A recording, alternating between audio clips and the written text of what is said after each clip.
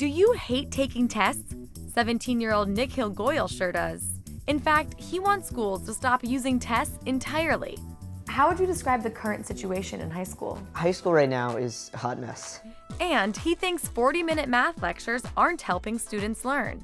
And I tuned out, and I just lost so much interest in the subject as a whole. The US is one of the world's top economies, but the United States education system is just average, ranking 17th on a study by Pearson, an education company. That's why Nikhil wrote One Size Doesn't Fit All, a book about changing the way schools in the US work.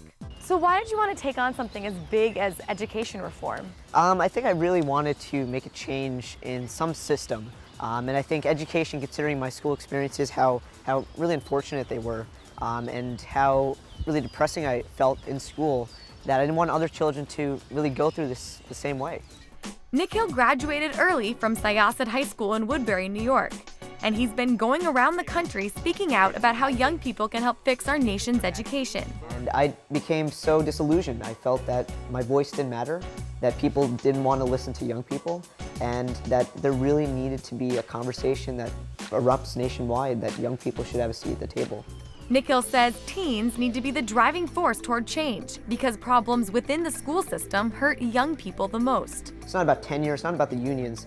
This is just about our education. So how should schools change for the better? Well, Nikhil wants to get rid of grades and standardized tests. And he supports project-based learning. That is learning by doing, like at the ACE Leadership High School in New Mexico. And basically what that is learning through experience and actually hands-on, rather than just reading about it in a textbook. So instead of looking on Wikipedia or going online and typing up earthquake-resistant buildings, we actually get to build scale models of them and test them out ourselves.